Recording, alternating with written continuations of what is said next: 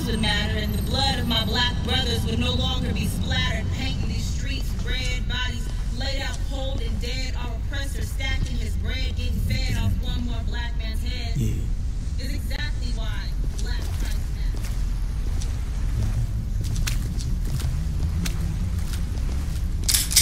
matters. Hey, hold up, homeboy.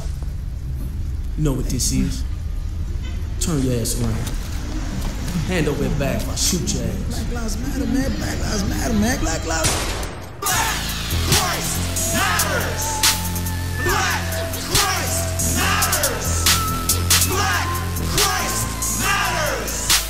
Black Christ matters. They talking about Black Lives Matter, but they don't really care nothing about that. Moses black, Solomon black, Christ is black. What about that? Ain't nobody gonna fight that fight. Nope, ain't nobody gonna speak. Y'all let these white folk change your God. Y'all wonder why y'all so weak. Don't keep on crying loud. He's lying down, his hands up, and they shot him. They stripped his clothes, took his robe. Where Christ at? They got him. Got choked out and he couldn't breathe. Police talking about stop resisting. Man, y'all out here killing people, but that's okay, right? Trust the system. Black Lives Matter. What about Christ? They killed him too. Same police been killing us now. They killed him then. He's black like you. Don't act like you don't see it. See it. When a white man shoot, y'all paying attention. Black man kill another black man. Y'all in the background talking about I ain't snitching. But Black Lives Matter. Shut up. Christ's life matters. When enough of my people repent, that's when this fight might matter. Wake up. See, had we known our Savior is black, we'd be reaching down to pull our brother up instead of watching him fall. Black Christ matters. Black Christ matters. Black Christ matters. Black Christ matters. I've been giving all of my praises that I'm casting down. If imaginations that had me down, like we can unite and be one, but see how could that be when you wishing to blast me down? Most High's #1 son came for us, but they took the breath from his lung. You the black man the same way today, only now with the gun, the mace and the baton. We putting it up, so spiritually fighting for Christ, and if you know the tough luck, God's laws is what's up. If you don't keep the commandments, I need you to suffer. But your protest bring more mess. Is the killing gonna stop? Man, no less. This KJV 1611 has got to be put into use, so it's no rest. The same conclusion, the same result. We Psalms 83, it's the same tomorrow. They cutting us off from us speaking the nation. Expect that you wake up so we can revolt. But Black Lives Matter. No, Black Christ matters. And if you don't plan on repenting, you're worthless, whack like shadows. Yeah. Black Christ matters. Black Christ matters. Black Christ matters. Black Christ matters. Black Christ matters. Black Christ matters. Black Christ matters. Black Christ matters. Just imagine if they would have read Revelation 1:14, we'd have shame-faced women and men with high esteem who adhere to these laws knowing their true identity. It's so obvious why they never told us a black man is king of all kings. Yeah, Black Christ matters. See, had we known our Savior is black, we'd be reaching down to pull our brother up instead of watching him fall just to step on his back. Crabs in a barrel wouldn't be none of that because we see Christ in each other and compensate what the other one lacks, like the knowledge that Christ's skin is really black. But how we gonna react to that when most our people are psychologically fattened from eating all these lies? Black Christ matters. So repent or die.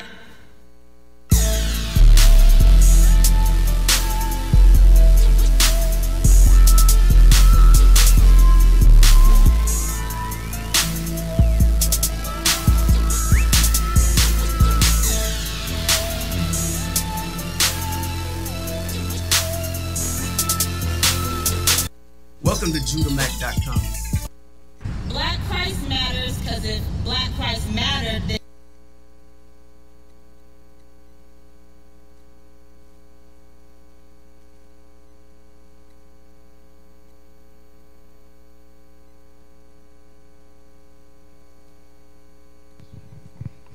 all right, shalom. Shalom.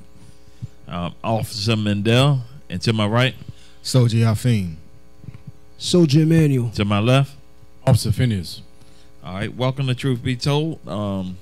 Let's start out with John 8:32. Let's start there. The book of St. John, chapter 8, verse 32. And ye shall know the truth, and the truth shall make you free. So the truth is, you blacks, so-called blacks, Hispanics, and Native Americans are the true biblical Israelites, and we must repent under Christ and keep the commandments. Okay, today's lesson, we're going to get into the Assyrian captivity. This is something that's not really talked about a lot at all. And also, we're going to also touch on the split to show you what led to Israel going into captivity. Because I know when I was in the Christian church, they talked very little about the Israelite, much less about the split. I never even knew nothing about it before I started studying, you know, under IUIC, and actually started really learning the history. So we're going to get into that. Let's start off with 1 Kings 11 and 5. The book of 1 Kings, chapter 11, verse 5. For Solomon went after Ashtaroth, the goddess of the Zidonians, and after Milcom, the abomination of the Ammonites. And Solomon did evil in the sight of the Lord, and went not fully after the Lord, as did David his father. Then did Solomon build an high place for Chemosh, the abomination of Moab, in the hill that is before Jerusalem, and for Molech, the abomination of the children of Ammon. So Solomon went off. You know, Solomon, he was walking straight at first, and then he went off. It's going to tell you why. Go ahead. Verse 8. And likewise did he for all his strange wives. For them strange women. That's why the Most High told us don't mess with the strange women. Because how I look, even today, you're an Israelite. You found out you're an Israelite. You're from the tribe of Judah. You married to a, let's just say, a Moabite. Now all of a sudden you find out she's going to be your slave. Y'all sitting in class together. You and the Moabite. She going to be your slave. Now she ain't gonna be down with that, you know that. Or she's celebrating what's that Chinese New Year's and all that stuff. Yeah. She got dragons and frogs, or she eating raw frogs and all that stuff. Now y'all know, goodness well, that ain't gonna make it.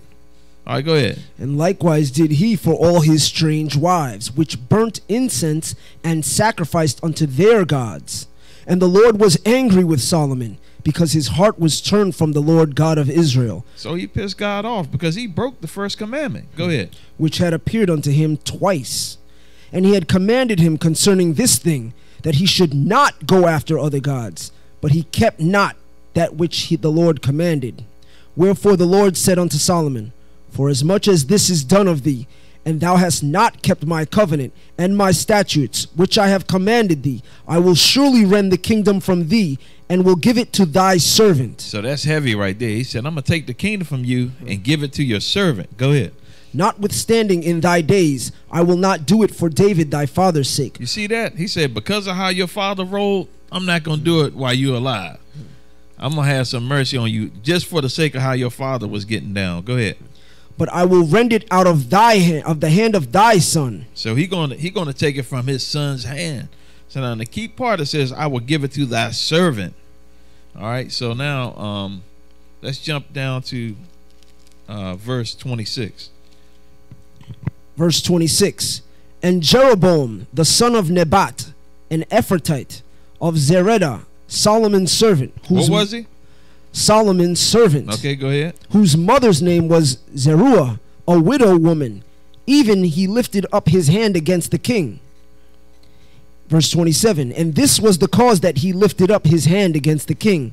Solomon built Millo and repaired the breaches of the city of David his father. And the man Jeroboam was a mighty man of valor. And Solomon, seeing the young man, that he was industrious, he made him ruler over all the charge of the house of Joseph. So Solomon noticed this man had some talent. He's like, this brother got skills right here. Let me go ahead and get this man, you know, a promotion. And he put him over top of the house of Joseph. So now we had read the prophecy earlier that God said he was going to rend the kingdom from Solomon's son. He's going to give it to his servant. So this is setting it up right here. Go ahead. Verse 29. And it came to pass at that time when Jeroboam went out of Jerusalem that the prophet Ahijah the Shilonite found him in the way, and he had clad himself with a new garment, and they two were alone in the field. And Ahijah caught the new garment that was on him, and rent it in 12 pieces. And he said to Jeroboam, Take thee 10 pieces, for thus saith the Lord, the God of Israel, Behold, I will rend the kingdom out of the hand of Solomon, and will give 10 tribes to thee. You see that? So he's prophesying to him now. He said, look, you're going to be running these 10 tribes. He's going to run these 10 tribes from Solomon. So this, now we're getting into the split. Now we see how it came down because of Solomon broke the commandments. He went against God. So God was like, you know, I gotta punish this cat. So go ahead, keep reading. Verse 32. But he shall have one tribe for my servant David's sake, and for Jerusalem's sake, the city which I have chosen out of all the tribes of Israel. So go ahead. So he said he's going to leave him one tribe just for his father's sake, just for how his father conducted himself. He's like, I'm just going to leave him one tribe just because of that, because God was that angry with him. Go ahead. Verse 33. Because that they have forsaken me and have worshipped Ashtaroth, the goddess of the Zidonians. Oh, hold on now. Ashtaroth. Ain't that the same God they worship in the day with Easter? When they observing them eggs and all that stuff? So back then they was pissing them off. And today, Negroes still can't give up these false gods. And Christianity. All that garbage. Go ahead.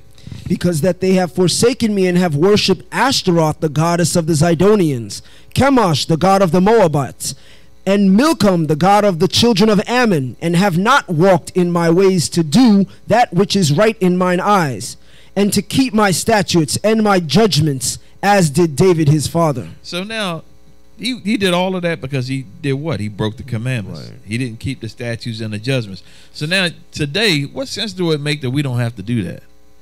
When he's punishing people for doing that back in the day, that makes no sense, man. So let's continue on. Let's go to 1 Kings. We're going to jump to 1 Kings 12 and 6. So we're going to get into Solomon's son, Rehoboam. Let's see what happened now, because we're going into the split of the kingdom. Go ahead. The book of 1 Kings, chapter 12, verse 6. And King Rehoboam consulted with the old men that stood before Solomon his father while he yet lived, and said, How do ye advise that I may answer this people? And they spake unto him, saying, If thou wilt be a servant unto this people this day, and wilt serve them, and answer them, and speak good words to them, then they will be thy servants forever. Okay, so now he went to the wise man, because Solomon was he was the wisest man in the world. So you know his counselors had to be vicious. You know what I'm saying? Like, they had to be on point. So you got these good counselors, you go to them. Now we're going to find out what happened. Verse 8. But he forsook the counsel of the old men which they had given him, and consulted with the young men that were grown up with him, and which stood before him. And he said unto them, What counsel give ye that we may answer this people? Who have hold on now. So the wise counsel, he was like, I don't want to hear that. Let me go to the young boys that I grew up with. Now, what kind of counsel you think you're going to get? Just imagine today if somebody did that. Well, I'm going to get some, man, go ahead and tax them. I'm trying to get some new Jordans. I'm trying to get that PS 10,000 or whatever system is out over there. You know what I'm saying? You can see a brother with Maybachs and everything. So you can imagine back in that day what they was thinking. They was I don't know what they was like. Man, you know that chariot made by such and such. Right. I got to get my hands on that. That joint got that. I don't know what type of material and stuff they was using, but I'm sure they was like, you know, gassing it up. They was like, man, we can get paid. Go ahead. And consulted with the young men that were grown up with him, and which stood before him. And he said unto them, What counsel give ye that we may answer this people who have spoken to me, saying, Make the yoke which thy father did put on us lighter? And the young men that were grown up with him spake unto him, saying, Thus shalt thou speak unto this people that spake unto thee, saying, Thy father made our yoke heavy, but make it thou it lighter unto us. So Israel's like, look, your apostle's kind of hard on us. Can you lighten up on us a little bit? Well, let's see what happened. Go ahead. Thus shalt thou say unto them, My little finger shall be thicker than my father's loins. And now, whereas my father did lay you with a heavy yoke, I will add to your yoke. My father hath chastised you with whips, but I will chastise you with scorpions. Wow, that's heavy right there. Can you imagine somebody talking to you like that? Wow. That's dirty the way they carried them, man. They was like, man, I ain't even gonna get into it. I'm just gonna let the scripture speak on that. I ain't even gonna touch that. What you want to know what's crazy about that is, you gotta understand, Solomon was the richest king on the earth at this time. So that means his son inherited that. But apparently that wasn't enough for a niggard. Right. He said, "Nah, I want to get more." All right, go ahead. Verse 12. So Jeroboam and all the people came to Rehoboam the third day. Hold on, so we talking about Jeroboam. This is the servant that already was prophesied to take over the kingdom. Go ahead. As the king had appointed, saying, "Come to me again the third day." And the king answered the people roughly, and forsook the old men's counsel that they gave him. So he went with the young boys, the ones they was wanting the Maybach. I don't know what they was having back then, but whatever it was, they was trying to get paid. Verse 14. Hey, look, they probably had some Air Moses back then, or some Red Sea Moses or something. They had something, some type of, you know what I'm saying? They was like, we're going to slice it up. Go ahead. Verse 14.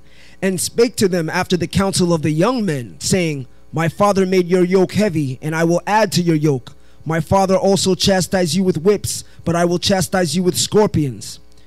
Wherefore the king hearkened not unto the people, for the cause was from the Lord. Hold on now. So this right here is telling you that he didn't really have any say in it at all, because the Most High put it in his spirit that he was going to go this way regardless. This was ordained by the Most High, because we had already read the prophecy earlier from Solomon. Yeah, go ahead. For the cause was from the Lord, that he might perform his saying, which the Lord spake by Ahijah the Shilonite unto Jeroboam the son of Nebat. So when all Israel saw the king hearken not unto them, the people answered the king, saying, What portion have we in David? Neither have we inherited the son of Jesse. To your tents, O Israel. Now see to thine own house, David. So Israel departed unto their tents. Yeah, so they looking around, they like, man, what is our inheritance? What we got to do with this? We're going to give you all this money and all this stuff, and we ain't getting nothing out of it? They was like, man, I'm out of here. Let's get out of here. So Israel departed. Go ahead. Verse 17. But as for the children of Israel, which dwelt in the cities of Judah, Rehoboam reigned over them. The king Rehoboam sent Adoram, who was over the tribute. Hold on. So he sent the tax collector. He was like, Negro, go out there and get that money. I'm trying to get paid. I want to get them Air Moses. You know what I'm saying? We got to make this thing happen. Go ahead. And all Israel stoned him with stones that he died. Therefore King Rehoboam made speed to get him up to his chariot. Can you imagine that? So he set the man down there. He set the dude up first and foremost. He already know they weren't going to be having it. And they stoned him. Then he was like, man, I got to get the hell out of here. He hurried up and balled back. Back to Jerusalem. Go ahead. To flee to Jerusalem. So Israel rebelled against the house of David unto this day. And it came to pass, when all Israel heard that Jeroboam was come again, that they sent and called him unto the congregation, and made him king over all Israel. So that's the prophecy fulfilled. So Jeroboam became the king, just like he was told.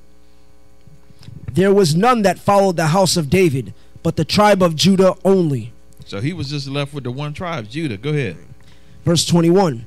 And when Rehoboam was come to Jerusalem, he assembled all the house of Judah with the tribe of Benjamin, and 180,000 chosen men, which were warriors, to fight against the house of Israel, to bring the kingdom again to Rehoboam the son of Solomon.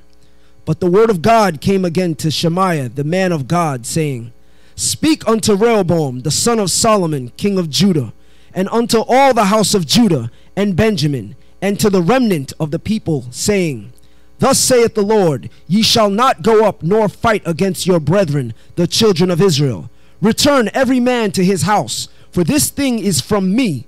They hearkened therefore to the word of the Lord, and returned to depart according to the word of the Lord. You see that? So the Most High ordained all of this. Everything that played out, it all started with the sin of Solomon. Right. So we got to see the end result. And he even told him in the end, look, this is my doing. You know what I'm saying? So there's no need in getting all upset and riled up. Y'all not going to be able to undo this. So, all right. So let's keep it moving. Let's go to 1 Kings. Where we're going to 14. We're going to jump out because we're going to try to cover this history before we get into this captivity. We're going to show you why Israel went into captivity. It's the same reason why we're in captivity over here in America, because of sin. Right. The book of 1 Kings, chapter 14, verse 7. Go, tell Jeroboam, Thus saith the Lord God of Israel, For as much as I exalted thee from among the people, and made thee prince over my people Israel, and rent the kingdom away from the house of David and gave it to thee, and yet thou hast not been as my servant David, who kept my commandments, and who followed me with all his heart, to do that only which was right in mine eyes. Okay, so Jeroboam, after the Most High gave him Israel, gave him 10 tribes, he fell off. So now this is the Most High saying, look, I set you up, I got you, made you the king. Now you want to turn your back on me. Go ahead. Verse 9. But hast done evil above all that were before thee, for thou hast gone and made thee other gods and molten images to provoke me to anger, and hast cast me behind thy back. So he basically did the same thing that Solomon did. So he already, that's just don't make sense, man. Because you got the kingdom because Solomon did the same thing that you doing. Why would you do that? Go ahead. Therefore, behold, I will bring evil upon the house of Jeroboam, and will cut off from Jeroboam him that pisseth against the wall, and him that is shut up and left in Israel, and will take away the remnant of the house of Jeroboam, as a man taketh away dung, till it be all gone. Wow. So you see the Most High said, I'm going to judge you for that. I'm going to jack your household up. Verse 11. Him that dieth of Jeroboam in the city shall the dogs eat, and him that dieth in the field shall the fowls of the air eat, for the Lord hath spoken it. Nah, he's not even going to bury you. He going to just let you stay. Your family going to stay out on the ground. Go ahead. Verse 12. Arise thou therefore, get thee to thine own house, and when thy feet enter thy city, into the city, the child shall die. Damn, that make you not even want to go home. As soon as your feet hit the city, your child going to die. You don't even want to go home off of something like that. And all Israel shall mourn for him, and bury him, for he only of Jeroboam shall come to the grave, because in him there is found some good thing toward the Lord God of Israel in the house of Jeroboam. Hey, wow. It said, I see one good thing in him. I'm going to let him get buried, but the rest of y'all going to die out on the ground, and I'm going to have the animals eat you. Yeah, that's wild right there, man. That's going hard. Moreover, the Lord shall raise him up a king over Israel, who shall cut off the house of Jeroboam that day. But what? Even now. For the Lord shall smite Israel as a reed is shaken in the water, and he shall root up Israel out of this good land, which he gave to their fathers, and shall scatter them beyond the river, because they have made their groves, provoking the Lord to anger. Okay, so now, after he set the judgment out for Jeroboam, he also let them know that Israel is going to be scattered. So now we starting to get into the prophecies about the captivity, about the Assyrians. So now let's find out. Let's just jump back and find out the laws that was broken. Let's go to Deuteronomy. We're going to go to Deuteronomy 18. Just to show you the Most High gave them plenty of warning not to do these things. And that's why he was so hard on them once they fell off like that. Deuteronomy 18:9. The book of Deuteronomy, chapter 18, verse 9. When thou art come into the land which the Lord thy God giveth thee, thou shalt not learn to do after the abominations of those nations. You see that? He's telling you don't follow these other nations. And that's exactly what they did. Right. He said when you come into your land, the promised land, don't follow after these gods of the other nations. That's crystal clear. Read on. Verse 10. There shall not be found among you any one that maketh his son or his daughter to pass through the fire, or that useth divination, or an observer of times, or an enchanter, or a witch, or a charmer, or a consulter with familiar spirits, or a wizard, or a necromancer. For all that do these things are an abomination unto the Lord. And because of these abominations, the Lord thy God doth drive them out from before thee. Yeah, and guess what? During that time, Israel did all of that. Right. They was in the midst of all of that. They still doing it today. You got a lot of these things that they read, the observer of times. Ain't that the horoscopes or what do you call them things and all that stuff? Yeah, all that stuff. And you got some other stuff in here that they doing. Israel's still doing the same thing they was doing back then. They wonder why we getting jacked up, shot out on the streets. Go to Leviticus 18:3. We're going to get one more quick law.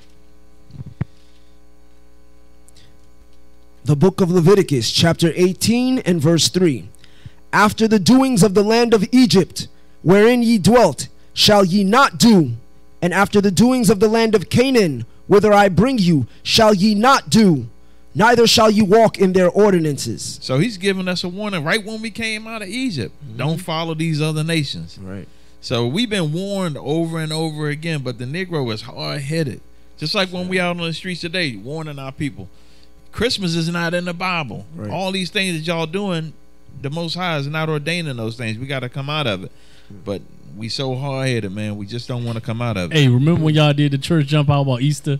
And they told you, yeah, I know Easter not in the Bible. Yeah. But I'm still going up in there. Yeah, we got the video of them carrying the Easter baskets up in the church. Unloading Easter baskets, talking about they ain't celebrating Easter. They celebrating the resurrection. I'm like, well, what them resurrection baskets? Right. I mean, the Negroes are a phenomenon, man. They only created here in America. And they're going to be destroyed in America, too, if they don't repent. So let's go ahead. We're going to run a commercial real quick. We're going to get the mall commercial. Y'all, please support Israel. Go ahead and run that. Welcome to JudahMac.com, a place where you can find safe, affordable products made by people you can trust. People like you. JudahMac.com is a place where you can find the latest and safest products made for you by your people.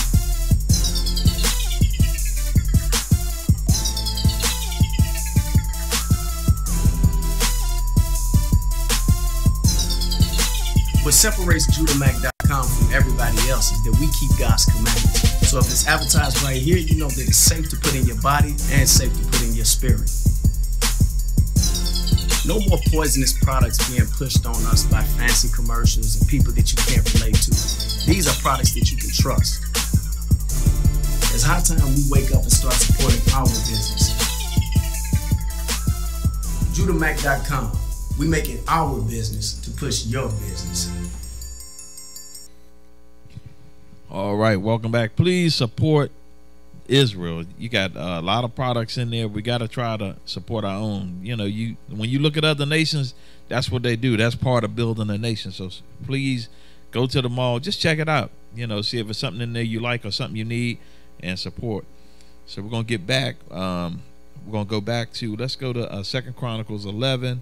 We're going to start at verse 13. The book of 2 Chronicles, chapter 11, verse 13. And the priests and the Levites that were in all Israel resorted to him out of all their coasts. For the Levites left their suburbs and their possession. So they left their houses and all their possessions. Go ahead. And came to Judah and Jerusalem. For Jeroboam and his sons had cast them off from executing the priest office unto the Lord. So Jeroboam went so far off that he kicked them out. He kicked out the priests, man. Go ahead.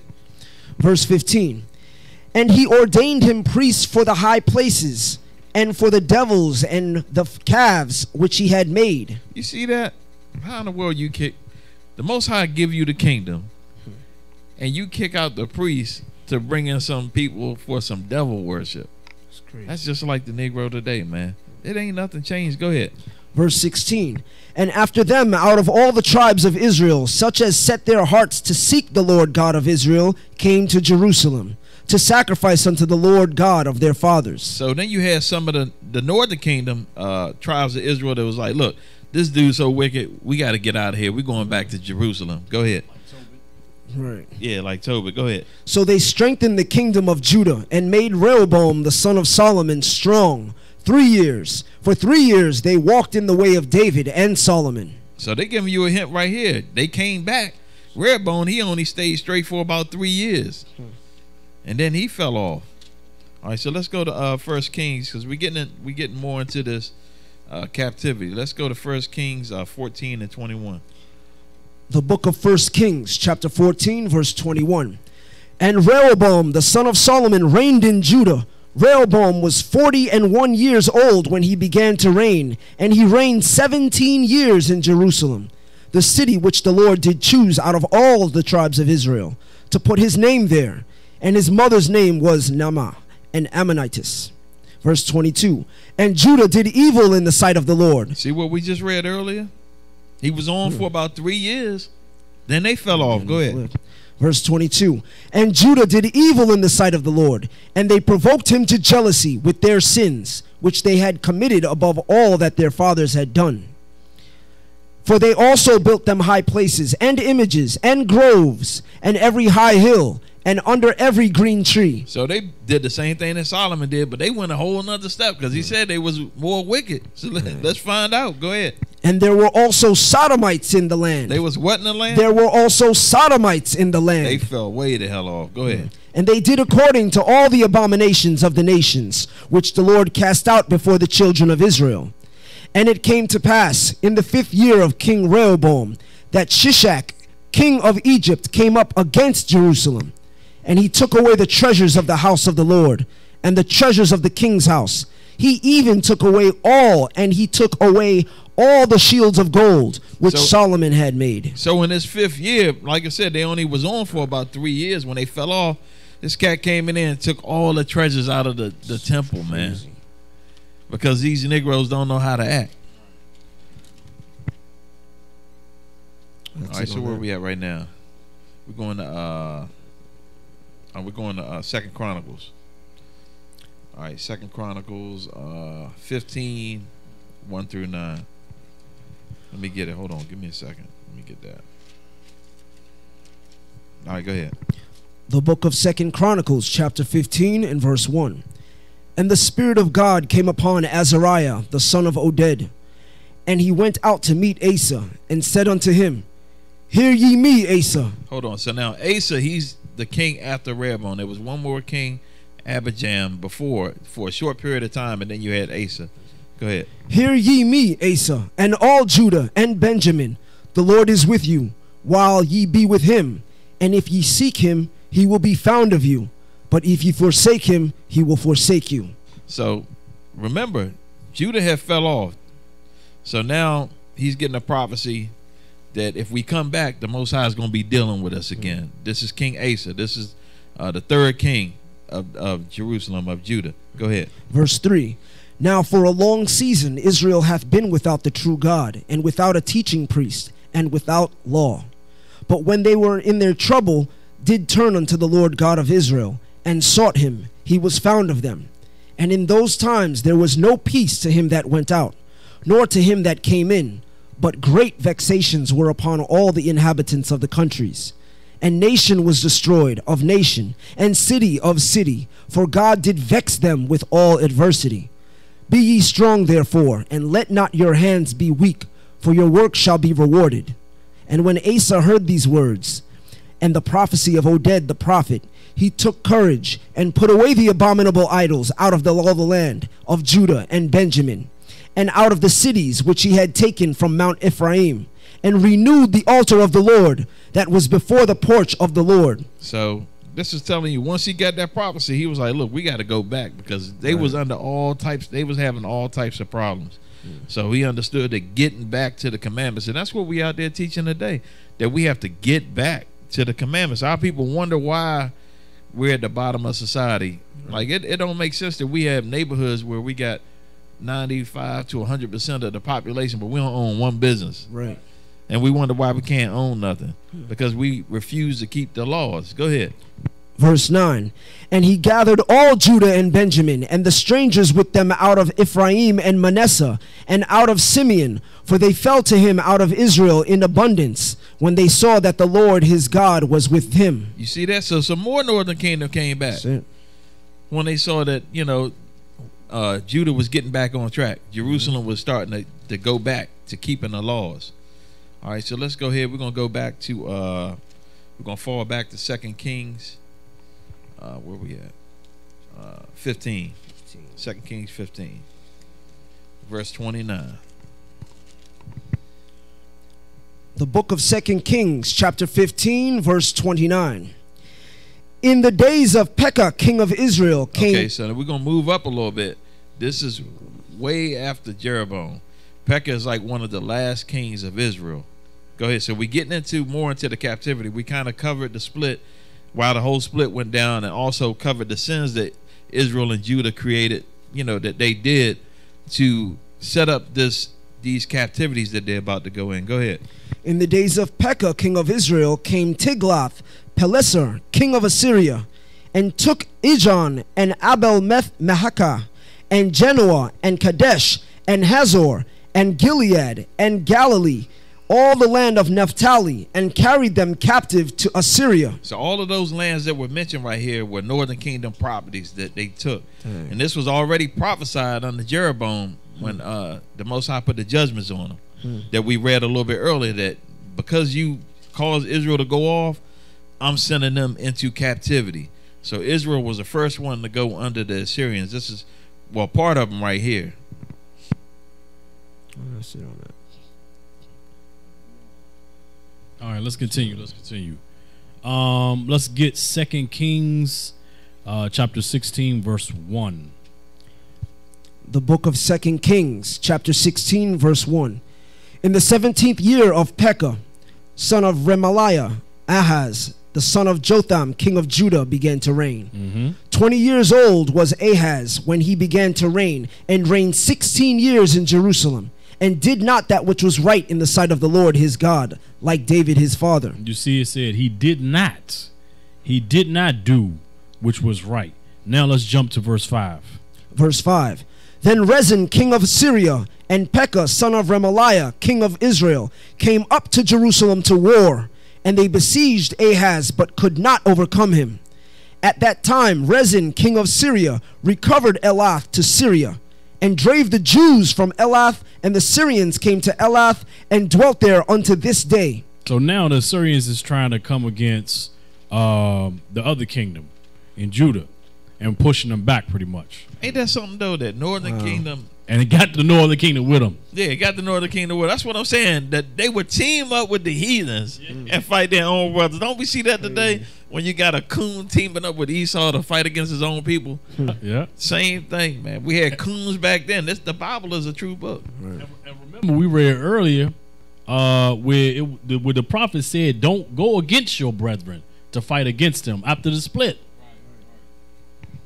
So let's continue. Verse 7. So Ahaz sent messengers to Tiglath-Pileser, king of Assyria, saying, I am thy servant and thy son. Come up and save me out of the hand of the king of Assyria, and out of the hand of the king of Israel, which rise up against me.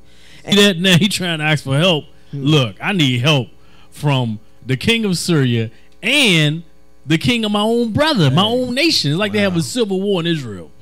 Read on. Verse 8. And Ahaz took the silver and gold that was found in the house of the Lord, and in the treasure of the king's house, and sent it for a present to the king of Assyria. So now, not only are you trying to bribe the Assyrians, you stealing from the Most High, because you taking from the Lord's house to give to a heathen king. That showed that he didn't have no faith in the Most High. He was just like, man, I need help. I ain't gonna pray. I'm just gonna go ahead and get all this gold and stuff and try to buy some help. Right. Forget about fasting and prayer. We want to keep our idolatry going. We ain't trying to return back to the Most High. Read on. Verse 9. And the king of Assyria hearkened unto him, for the king of Assyria went up against Damascus, and took it, and carried the people of it captive to Kir, and slew Rezin. And King Ahaz went to Damascus to meet Tiglath-Pileser, king of Assyria, and saw an altar that was at Damascus. And King Ahaz sent to Urijah the priest the fashion of the altar, and the pattern of it, according to all the workmanship thereof. See, and he saw another idol when he was over there. He said, I need this back in Jerusalem. We need to make exactly this. Yeah, because he was like, they winning with this. I need the same thing so we can win. We need the same altar. You know what I'm saying? Crazy. Verse 11. And Urijah. That's it on that, bro. Okay. Let's get 2 Chronicles 28, start at verse 1.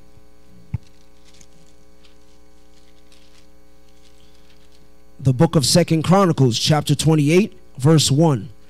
Ahaz was 20 years old when he began to reign, and he reigned 16 years in Jerusalem.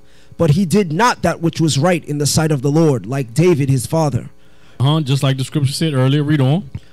For he walked in the ways of the kings of Israel. So that means this king, he said, look, I'm going to do the same thing. I'm going to worship idols. I want to be like the heathens that surround about me. Read on. For he walked in the ways of the kings of Israel, and made also molten images for Baalim. Moreover, he burnt incense in the valley of the son of Hinnom, and burnt his children in the fire. You see that? He said, look, not only am I going to worship idols, I'm going to sacrifice, and I'm going to sacrifice my own children to these damn idols. And burnt his children in the fire after the abominations of the heathen, whom the Lord had cast out before the children of Israel. Jump to verse 19. Verse 19.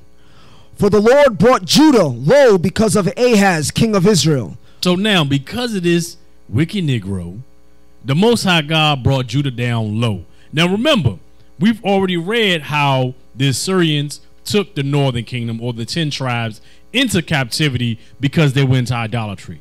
You would think that the southern kingdom would observe that and say, we need to stay away from that. Right. And always, because the Most High worked against them. Nah. Most High jacked them Negroes up. Yeah, exactly. You would have thought that they would have got something out of that. They would have been like, nah, we don't need to go with that. Yeah, they said, nah. You know what happened? He saw how powerful the Assyrian army was, and we're going to read up on it. We're going to get some history on that once he finished with this. Yeah, finish it up. For he made Judah naked and transgressed sore against the Lord. So hold on. So he made Judah naked. Do you think it was actually physical naked? No. They're in the midst of sin. This is another precept you can use for being naked in Genesis. Read on.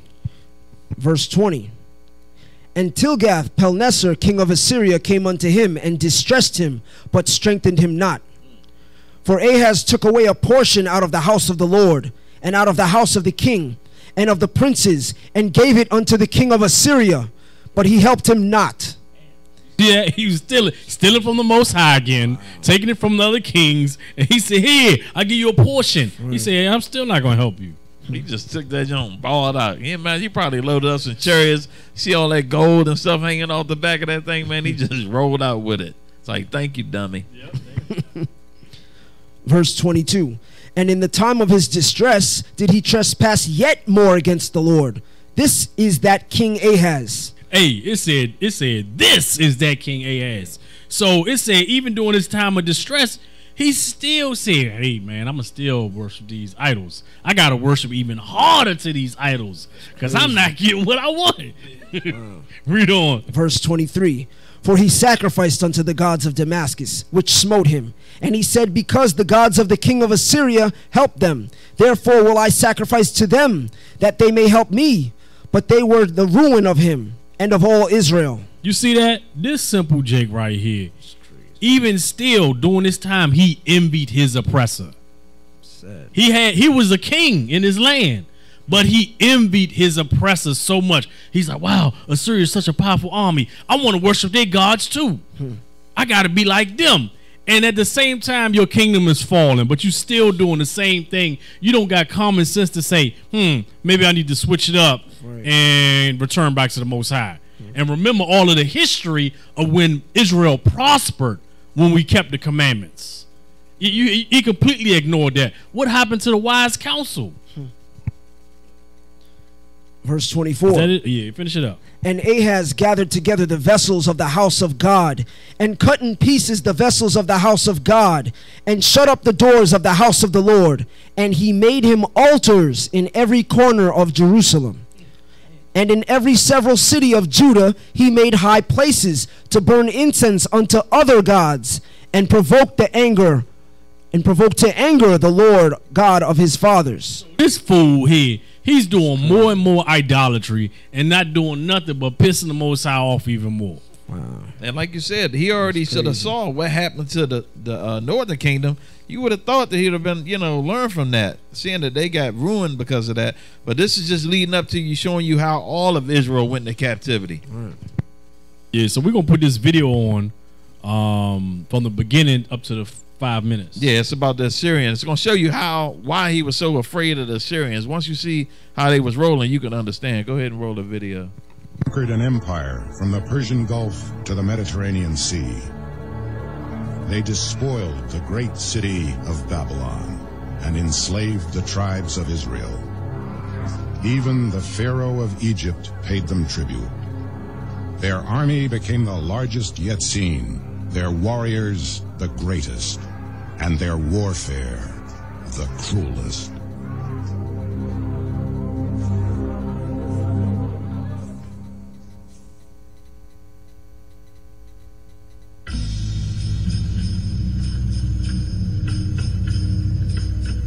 September of 655 BC, an Assyrian army sets off from its base in southern Iraq. Its target, Elam, a kingdom on the Persian Gulf. Boldly, the Elamites march from their city, cross the river that divides them from their foe, and prepare to do battle.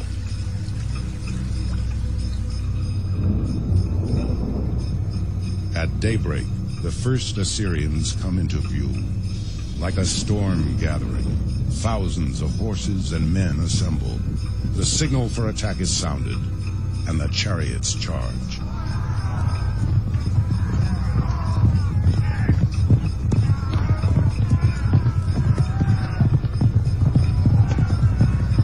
By day's end, the river runs red with the blood of animals and men, the blood of Elamites. In their hour of victory, the Assyrians are proud and cruel.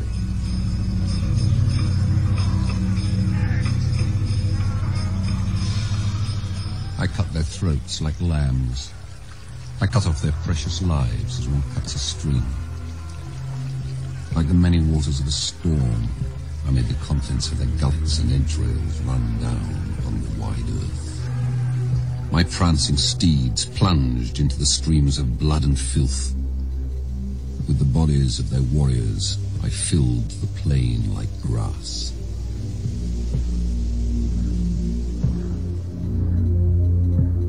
Among the victims, the Elamite king. Tuman, king of Elam, fled to save his life and hid in a wood. The crossbar of his royal transport broke and it overturned on him.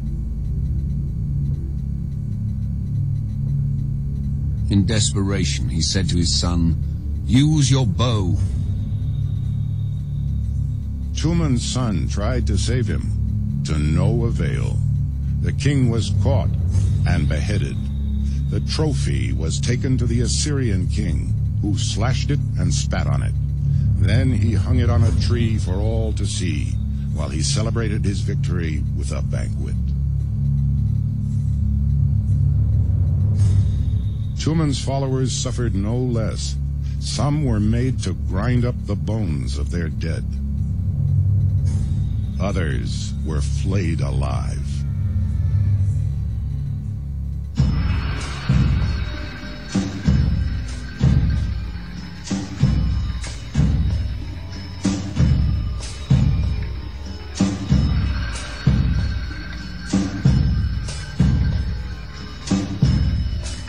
When the Assyrian king returned to Nineveh, his artisans immortalized the triumphs of his war machine. In room after room of his cavernous palace, they glorified his butchery. Men impaled on spikes, eyes put out, heads cut off. To ambassadors from distant realms, the writing on the wall was clear. The great Assyrian army arose from humble origins, a small state surrounding the holy city of Ashur, from which they drew their name.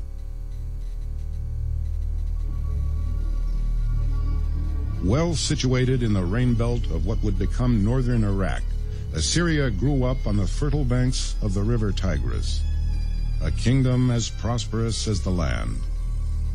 But these plains, so inviting to be tilled, beckoned to be plundered. In one hand, a farmer needed his plowshare. In the other, a sword.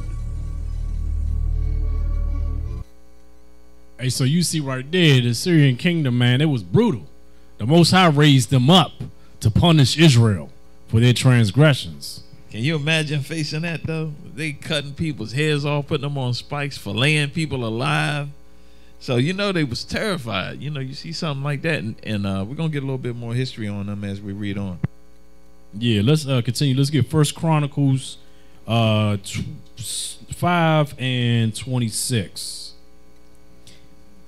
The book of 1 Chronicles, chapter 5, verse 26. And the God of Israel stirred up the spirit of Pul, king of Assyria, and the spirit of Tilgath-Pilneser, king of Assyria, and he carried them away, even the Reubenites, and the Gadites, and the half-tribe of Manasseh, and brought them unto Halah, and Habor, and Hara, and to the river Gozan unto this day. So see right there, see this right here, the Most High stirred up the spirits of the kings of Assyria to go into the land, to take the northern kingdom captive, and take them out of the land. Took them out of the land of the northern kingdom and brought them into their land. That's why they fought against the southern kingdom in their military, because they served them. Because Habor is northern Babylon, and Halah is the city of the Medes. All right, let's continue. Let's get, matter of fact, read that book that you got. Read the title and start at page 29 through 30. Yeah, I just wanted to add to what officers talking about on this part. When I was working on this lesson, I saw that the Assyrians, they had a record keeper that kept very meticulous records. So when you start studying these other nations, you find out that they kept meticulous records all the way back through the Bible. They had one person that would write down events every year, and they chronicled everything. The title of the book and start at page 29. This is the book entitled Battle of the Ancient World, from Kadesh to Catalonia. We're on page 29. The arrival of iron on the battlefield was a shock to the enemies of Assyria, whose equipment was thus outclassed. This gave the Assyrians a second advantage, a psychological one. The empire was never averse to using psychological warfare, and often used its reputation for invincibility to dishearten foes and dissuade potential enemies. So you got this army, number one, they're walking over iron. They had arrows. These are things unseen on the battlefield this time. Then they cutting off heads and putting them up on trees so the people can see. That's that psychological warfare. So their enemies is already scared. Read on. Deliberate atrocities such as the blinding of thousands of defeated enemy soldiers were also used to spread fear among the enemy. The Assyrian approach to warfare was aggressive, but no need was perceived to take excessive risks. If a battle could be won by other means, then bloodshed was not necessary. For this reason, the Assyrians used a system whereby their enemies were offered a chance to surrender and treated leniently if they did, but made to suffer terribly if they offered resistance. This led to many potential enemies deciding that the risk was not worth it, and many actual foes surrendering without a fight. This was particularly used when facing an enemy ensconced inside a fortified city, where a siege or storming attempt might be possible. It would be expensive and or time-consuming. However, many cities simply surrendered rather than risk the terrible reprisals that would inevitably follow defeat. The third great advantage of the empire lay in organization. The Assyrians were the first to establish military colleges, where critical skills such as sapping and mining were taught, enabling sieges to be conducted more efficiently. Specialist troops conducted siege works, as well as road building, bridging operations, and other military construction, all in a highly organized fashion. You see the knowledge the Most High gave these heathens so they can punish us, to whoop our behinds for transgressing against him. He raised this kingdom up to the most powerful military kingdom at this time. Dang. The backbone of the Assyrian army was the infantry. Men were armored with spears, swords, javelins, and slings, but most notably the bow. Archers shot their iron-tipped arrows over impressive distances and were protected from counterfire by shield bearers. Of course, all this meant was that the Assyrians became masters of siege warfare. Their genius for logistics and organization was turned to the development of techniques and weapons designed to pry their foes out of their strong places and destroy them. The usual Assyrian approach to a city assault was to first create a secure base of operations in the form of a fortified camp, much as the Romans would do centuries later. The city was then surrounded in order to cut off from reinforcements and supplies, and the slow process of siege would begin. If other means did not work, the defenders could eventually be starved out. You see this? The Most High. Remember, we read the scripture earlier in First Chronicles where it said the God of Israel stirred up the spirits of the kings of Assyria and gave them this knowledge. All right, I think that was it right there. That was all we're getting right there on that. That's verse 30. I mean, page 30. So we're gonna run a quick commercial.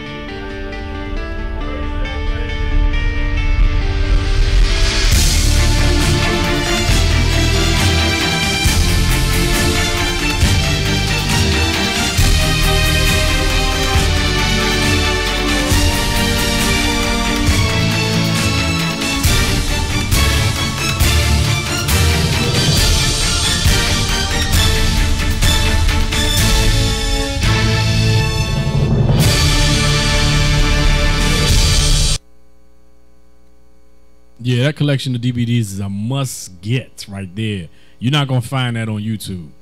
Nah, if you want to know the breakdown of the 12 tribes, you got to get that. It's I mean, once I watched it, I bought it.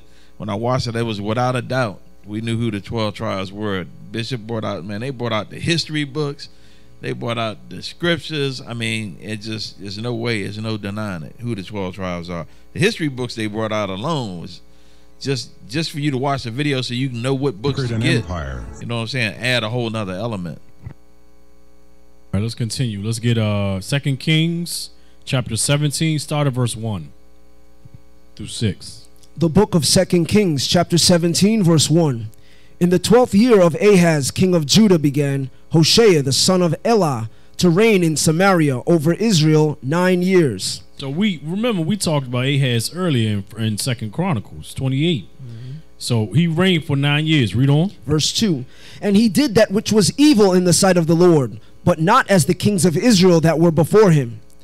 Against him came up Shalmaneser, king of Assyria. So here we go. Now, this is a king of Judah. And he wasn't the best king, but he wasn't as bad as the kings of Israel. So now, against him came up Shalmaneser, king of Assyria. Read on. And Hoshea became his servant, and gave him presents. And the king of Assyria found conspiracy in Hoshea, for he had sent messengers to So, king of Egypt, and brought no present to the king of Assyria, as he had done year by year. Therefore the king of Assyria shut him up, and bound him in prison. Then the king of Assyria came up throughout all the land, and went up to Samaria, and besieged it 3 years. So he went up to Samaria. That's northern kingdom, and sieged it 3 years. Read verse 6. Verse 6. In the 9th year of Hoshea the king of Assyria took Samaria, and carried Israel away into Assyria, and placed them in Halah, and in Habor by the river of Gozan, and in the cities of Medes. So this is when he sacked the northern kingdom cities and pretty much took them back to their lands. So they put heathens in place of us. So now let's jump to verse 16. Yeah, because I just wanted to bring out, they actually had 2 invasions on Northern Kingdom, so you don't get confused. This is the second invasion. Verse 16. And they left all the commandments of the Lord their God, and made them molten images, even 2 calves, and made a grove, and worshipped all the host of heaven, and served Baal. Verse 17. And they caused their sons and their daughters to pass through the fire, and used divinations and enchantments, and sold themselves to do evil in the sight of the Lord, to provoke him to anger. Therefore the Lord was very angry with Israel, and removed them out of his sight. There was none left but the tribe of Judah only. So at this time, the northern kingdom was gone. It was out of their land. They were all in captivity except for those that fled into the southern kingdom. But at this point in time, the northern kingdom, all the land that we had from the northern kingdom, the 10 tribes, all that land was captive now by the Assyrians. Finish that up. Read on. Also Judah kept not the commandments of the Lord their God, but walked in the statutes of Israel which they made.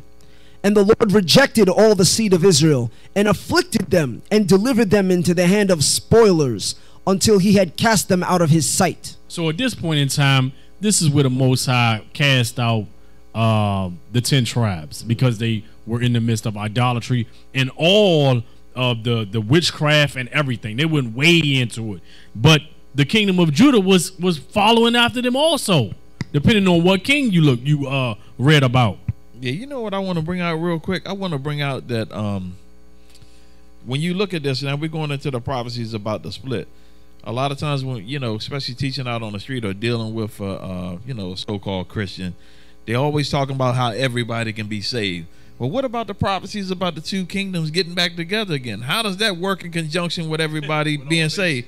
It don't work. That's the answer. So that's telling you right there, it don't work. And that's the history a lot of them don't know, because they get to talk about the Jews rejected Christ. Well, who were the Jews? Because we're reading here was a split. So you had the northern kingdom wasn't even in, majority of them wasn't even in Jerusalem when Christ walked the earth. Read on. Verse 21. For he rent Israel from the house of David, and they made Jeroboam the son of Nebat king. And Jeroboam drave Israel from following the Lord, and made them sin a great sin. For the children of Israel walked in all the sins of Jeroboam, which he did. They departed not from them, until the Lord removed Israel out of his sight, as he had said by all his servants the prophets. So was Israel carried away out of their own land to Assyria unto this day. So right there, that's when the 10 tribes lost their land during the Assyrian captivity. They all the land they once had, all gone. The Assyrians took it over. All right, now let's get back to the book again. Page 31, just to highlight it. Read just to highlight it. Hey, real quick, can you put up the cover? Can we get the cover up on the screen, or is that possible? I don't know if that's possible. Go ahead, because a lot of people, not you. I'm sorry, I don't know if he could pull it up, or if we could pull it up. But go ahead and read.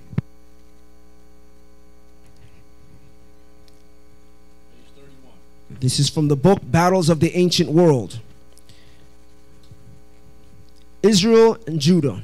Israel was larger and more prosperous and lay on the major trade routes, while Judah was more sparsely populated, less accessible and poorer.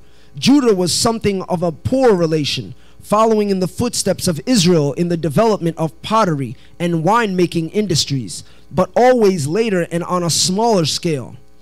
Judah itself was recently independent of Israel, and while both Israel and Judah paid tribute to Assyria, Judah in particular was an Assyrian client state, whose king was little more than a puppet. As Judah was becoming an independent state, independent from Israel at least, Israel itself was about to suffer catastrophe at the hands of the Assyrians.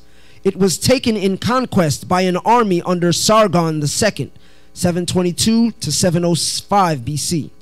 Its capital, Samaria, was destroyed and the people enslaved. Many were deported and became the 10 lost tribes of Israel, mentioned in the Bible. Hey, look, they say the 10 lost tribes like they don't know where they went. Right. The white man is the devil writing these history books. After the destruction of Israel in 722 BC, Judah was the only remaining kingdom of the Jews, such as it was. King Ahaz and his successor Hezekiah, 715 to 687 BC, knew that they were living on borrowed time. Sooner or later, Assyria would finish the conquest of the Jewish kingdoms. The end was staved off by paying tribute to the kingdom, could scarcely afford, and by avoiding any hint of rebellion that might invite the displeasure and intervention of the mighty Assyrians. Thus, when an alliance rose against Assyria around 720 BC, Judah stayed well out of it. King Hezekiah decided to take a chance. This decision was not made lightly. Yeah, that's it. The decision was not made lightly, for the penalties for rebellion were severe, but it seemed that the time was right. Not only did holy men, including the prophet Isaiah, think that this was the right move, but there was a powerful alliance forming. Egyptian, Phoenician, and Philistine armies were on the march. It seemed that the Jews under Hezekiah had a real chance to strike back at the enemy that had destroyed the other great Jewish kingdom and scattered its inhabitants. We can stop right there for right now. We're going to continue on with this, but we're going to get back to the scriptures. But just give me a little history of how the historians dialogue this, and you see through that little nugget in there, the 10 lost tribes. We're going to let y'all film cover that. All right, so let's go to the Apocrypha. 2nd Ezra chapter 13 verse 39. So we just read in the book Battles of the Ancient World that the 10 lost tribes, right, were deported. So let's see where they went. The book of 2nd Ezra chapter 13 verse 39. And whereas thou sawest that he gathered another peaceable multitude unto him, okay, those are the 10 tribes which were carried away prisoners out of their own land in the time of Hosea the king. So that land, carried out of that land, that was Samaria that we just read. Read. Whom Salmaneser the king of Assyria led away captive, and he carried them over the waters, and so came they into another land. So this was around 722 BC. Read on. Verse 41. But they took this counsel among themselves, that they would leave the multitude of the heathen and go forth into a further country where never mankind dwelt. So this was around the time of King Cyrus, all right, which was around 586 BC. He allowed the northern kingdom to leave, all right. Read on. That they might there keep their statutes, which they never kept in their own land. So this place that they were going, they said, you know what, we're going to keep our laws that the Most High gave us. We've been into idol worship for years and years and years. So this land that we're about to go to, we're about to serve the Most High with all of our heart. Go ahead. Verse 43. And they entered into Euphrates by the narrow passages of the river. So the Euphrates River is over there in the Israel area, the so-called Middle East. Read on. For the Most High then showed signs for them, and held still the flood till they were passed over. For through that country there was a great way to go, namely of 1.5 years, and the same region is called Arzareth. And when you look up Arzareth in the Jewish encyclopedia, Arzareth is synonymous with America. Right. Yeah, some also. Yeah, I did. I was just going to say one thing real quick. Another thing that shows you is that the northern kingdom was catching so much hell. That's what really inspired. I mean, it was the Most High, but you know what I'm saying? That inspired them to leave because they was catching hell. They was like, man, we got to get out of here, man. We got to go somewhere and serve God. Because they knew they was being influenced by the heathens that were around them, and they envied them. So they're like, we got to get away from them. Exactly. And the Most High put it on King Cyrus's heart to allow them to leave. All right. So the Most High kind of showed them mercy through King Cyrus. All right, so let's go to 2 Kings chapter 11. Read verse. I'm sorry, 2 Kings chapter 18, verse 11. 2 Kings chapter 18, we're going to read verses 11 to 16. The book of 2 Kings chapter 18, verse 11. Okay. And the king of Assyria did carry away Israel unto Assyria, and put them in Halah and in Habor by the river of Gozan, and in the city of the Medes, because they obeyed not the voice of the Lord their God, but transgressed his covenant, and all that Moses the servant of the Lord commanded, and would not hear them nor do them. So it was a custom for the Assyrians to take you out of your own land, put you into another land that was foreign to you, and then put somebody else in your land, right? So it was sort of like ancient deportation, all right? So let's read on. Verse 13. Now in the 14th year of King Hezekiah did Sennacherib, king of Assyria, come up against all the fenced cities of Judah, and took them. Most High was sending king after king after king to afflict the northern kingdom Israelites. Read on. And Hezekiah, king of Judah, sent to the king of Assyria, to Lachish, saying, I have offended, return from me, that which thou puttest on me will I bear. And the king of Assyria appointed unto Hezekiah, king of Judah, 300 talents of silver and 30 talents of gold. So this is Hezekiah begging for his people, like, look, Sennacherib, whatever you want, just tell me what you want, brother. I give it to you. Read on. Verse 15.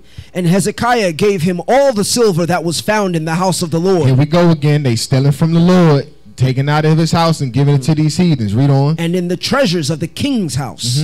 At that time did Hezekiah cut off the gold from the doors of the temple of the Lord, and from the pillars which Hezekiah king of Judah had overlaid, and gave it to the king of Assyria. So we couldn't catch a break. We had to appease these heathen kings in order for them to ease up off of the captivity. I just wanted to point out one thing real quick. That city, Lachish, that's a southern kingdom city. So I want y'all to pay good attention to that as we read on through some of this history, because actually as this video comes up, because that's a city, like when you look at that city, it was well fortified. That was one of our cities that got taken. All right, so are we ready to run the video now? Yeah. So let's go ahead and run the video. We're going to run the Assyrian video to give you a little more history on that. Troubling word from the province of Judah. Its king refused to pay tribute. Sennacherib was furious. He mobilized his army, tens of thousands strong, then swelled its ranks from states who owed him allegiance. Get together your prefects and the horses of your cavalry immediately. Whoever is late will be impaled in the middle of his house.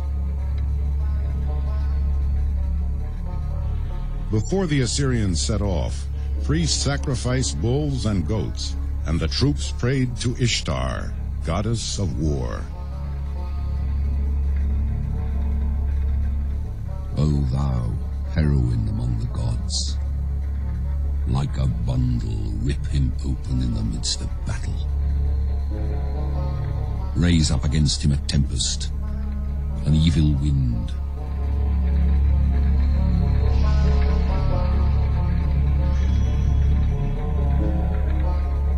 At the outset, the Assyrians enjoyed an advantage possessed by few enemies: mobility. They would travel along good roads, maintained by the shovels of prisoners of war. On flat land, they could advance 20 miles a day. The king rode at the front among his cavalry and chariots, followed by his infantry. Behind them all snaked a long supply train, where craftsmen made weapons as they rode.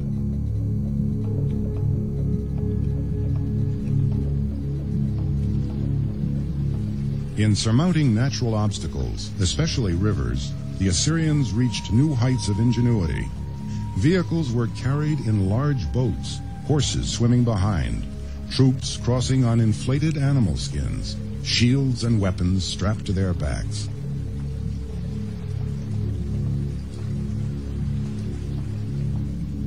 Living off the land, such a host would not have gone far. Because the king had set up huge granaries throughout the empire, his troops could campaign up to 300 miles from a base of supply. Truly could the king of Assyria make his power felt far and wide. Without such supplies, they could not feed the herds of horses so vital to the Assyrian army, whose most feared weapon was the chariot. Like the Egyptians, the Assyrians had improved on the clumsy four-wheeled carts of Babylonia. Massing their two-wheeled chariots like shock troops, they broke an enemy's line and showered it with arrows and spears. Into this chaos, the cavalry, waiting on the flanks, charged. Whoever fled was run down. Whoever remained was picked off by archers and spearmen. But the Assyrians avoided shooting horses. So important were they that the king appointed officials to oversee their capture, mostly taken from northern Iran.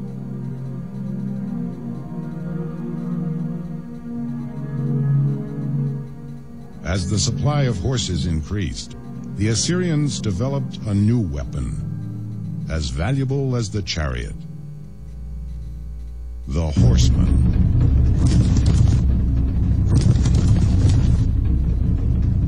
At first, he was merely a cheaper version of the charioteer, 2 men manning 2 horses. One steered and held a shield, while the other used his bow.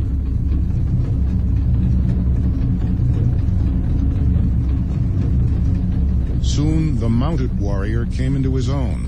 Mobility matched with speed, matched with firepower. Against such a foe, the Judean king Hezekiah dared not risk battle. He retreated within his capital, Jerusalem. All over Judah, his subjects fled to their own towns. Their narrow streets overshadowed by high walls up to 20 feet thick.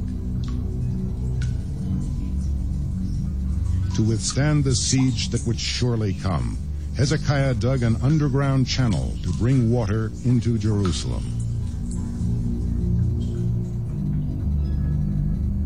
Where the Assyrians could not send their army, they dispatched terror.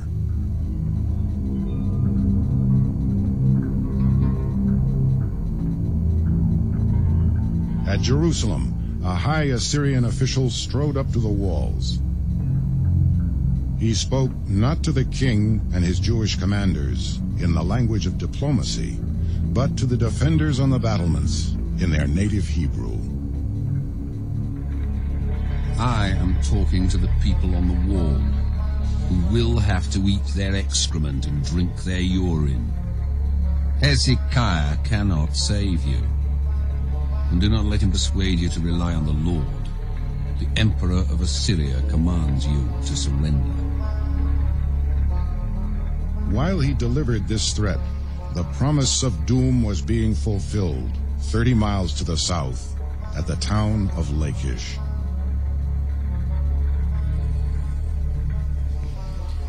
All right, brothers and sisters. So you see, man, the Assyrians, man, they weren't a joke. All right, so we're going to pick it up. Let's go to Isaiah chapter 36. Yeah, I don't want them to miss out on that last part when they said Hezekiah. They was in Lachish. They was already destroying Lachish. Exactly. And that was a fortified city. It wasn't, you heard, they said the walls is like 20 feet thick. Thick, right. So them was some walls. Exactly. Come on. The book of Isaiah, chapter 36 and verse 1. Now it came to pass in the 14th year of King Hezekiah that Sennacherib, king of Assyria, came up against all the defense cities of Judah and took them. And the king of Assyria sent Rabshakeh from Lachish to Jerusalem. Remember that town, Lachish. Read on. Lachish to Jerusalem unto King Hezekiah with a great army. And he stood by the conduit of the upper pool in the highway of the fuller's field. So let's see let's see where did Lachish come from. Let's go to 2 Chronicles chapter 11 verses 5 through 9. 2 Chronicles chapter 11 verses 5 through 9. The book of 2 Chronicles chapter 11 verse 5. And Rehoboam dwelt in Jerusalem and built cities for defense in Judah. So he built defensed cities. This is Rehoboam, the king of Judah. Read on. Verse 6. He built even Bethlehem and Etam and Tekoa and Bethzur and Shoko and Adullam and Gath and Marshar and Ziph and Adaraim and Lachish. And what? And Lachish. So Lachish was a Jewish, so to speak, defense city that was built by Rehoboam. Read on. And Azekah. All right, that's it. That's all we want on there. So Lachish. So the Assyrians destroyed Lachish because that was one of our most important defense cities. All right. So let's go back to the video. The Assyrians, we're going to start at 15 minutes and we're going to go to 20 minutes and 30 seconds.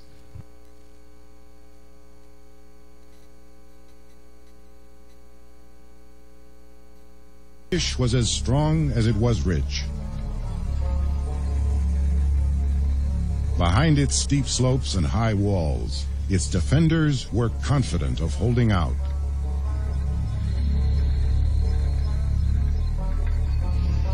Just as confident, the Assyrians set up their camp behind an oval wall with defensive towers and set about building siege engines.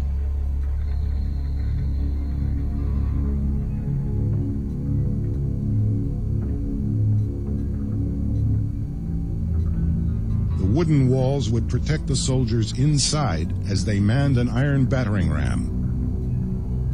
With it, they would pound the weakest point in the city's walls.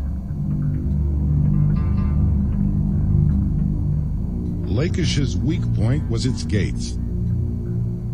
To approach them, the Assyrians first had to erect earthen ramparts covered with timber. Over these, the siege engines were slowly wheeled. The king marshaled his forces. Stone slingers at the rear, then the archers protected by their tall shields. At the very front, the spear carriers who would storm the walls. Together, they advanced, safe behind their huge siege engines.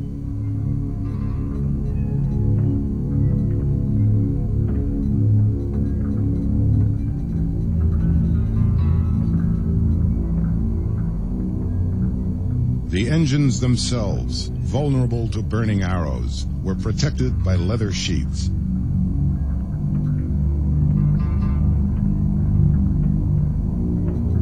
A soldier holding a huge ladle would douse any fire that broke out.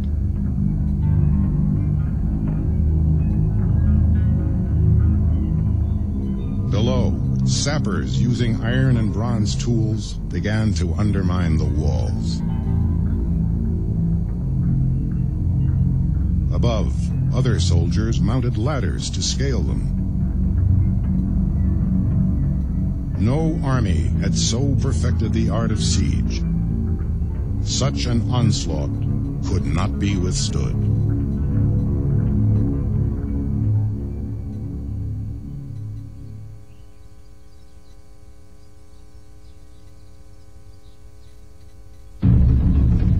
When finally the walls were breached, the Assyrians rushed in, shielded by Ishtar, goddess of war.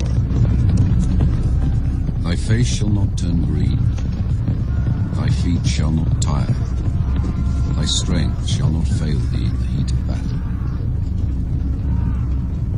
Ishtar spoke the truth, but the carnage was unspeakable.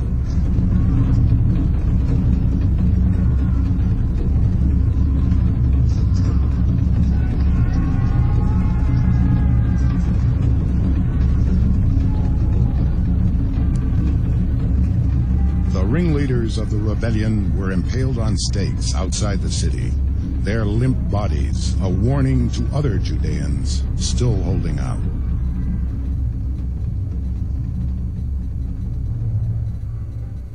King Sennacherib rewarded his soldiers with their share of quivers, daggers, bows, furniture, and goblets.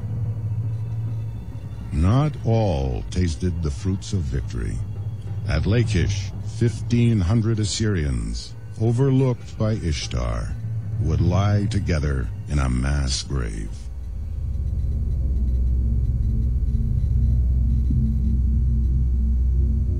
Meanwhile, King Sennacherib made good his losses and counted his spoils.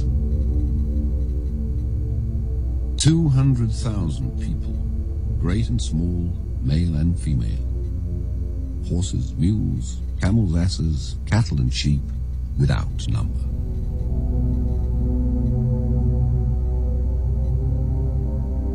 In Judah, as elsewhere, the Assyrians made sure the spirit of the conquered was indeed broken. They uprooted their subjects by the hundreds of thousands and carried them off into bondage in Assyria. The Bible records that in 721 BC, 30,000 inhabitants of Samaria were thus deported. The lost tribes of Israel. As for Hezekiah, the Jew, who did not submit to my yoke, 46 of his strong cities, as well as the small cities in their neighborhood, which were without number, by leveling with battering rams and by bringing up siege engines, I did take.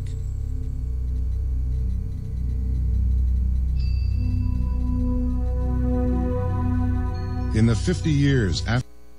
All right, so you see there, you know, Lachish was ultimately conquered. You know what I'm saying? That helped instill fear and Hezekiah and the Israelites. All right, just psychological warfare. All right, so let's go to the book Battles of the Ancient World. We're going to start at page 34 and we're going to read to 37.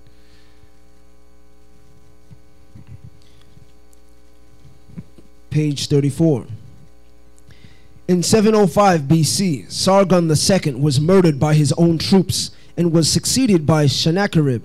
Hezekiah tried to take advantage of the situation by forging an alliance and attacking Assyria before the inexperienced new king could find his feet.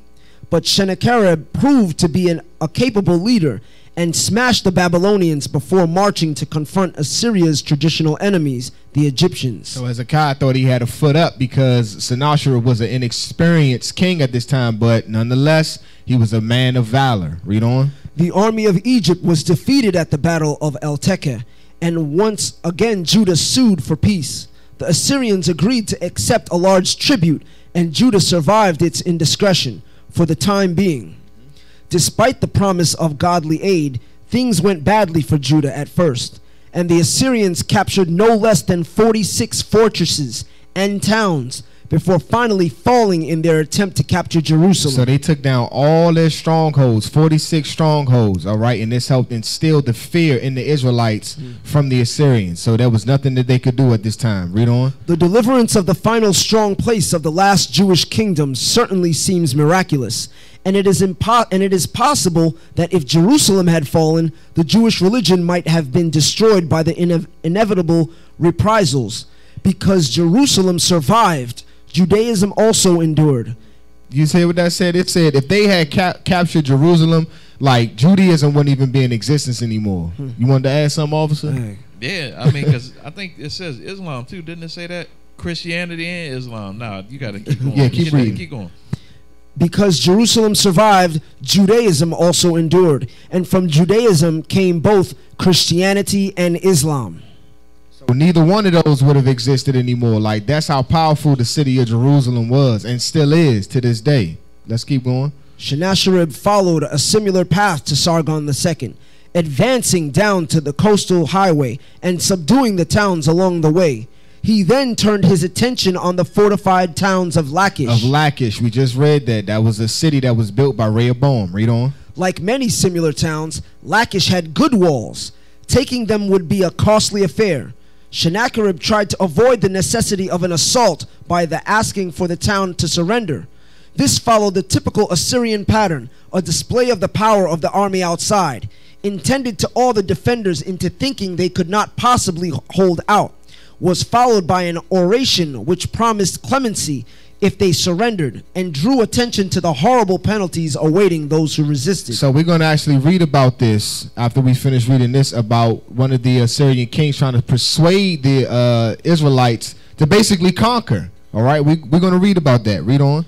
Although the official language of the Assyrian Empire was Imperial Aramaic, and this would have been understood by the town's leaders, the oration was delivered in Hebrew so that the common people and ordinary soldiers would know that was what was going on. More psychological warfare. Read on. Because by doing that, you turn the people against the king. Exactly. Exactly.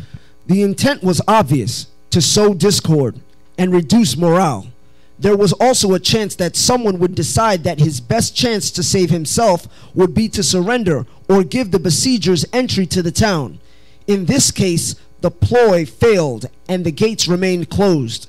Sennacherib was faced with the daunting prospect of storming Lachish, or the equally difficult prospect of starving the defenders out. So the Assyrians, they had to make a quick decision, all right? So they had to be innovative during war. So what did they do? They built the ramp. Let's read about the ramp. The ramp.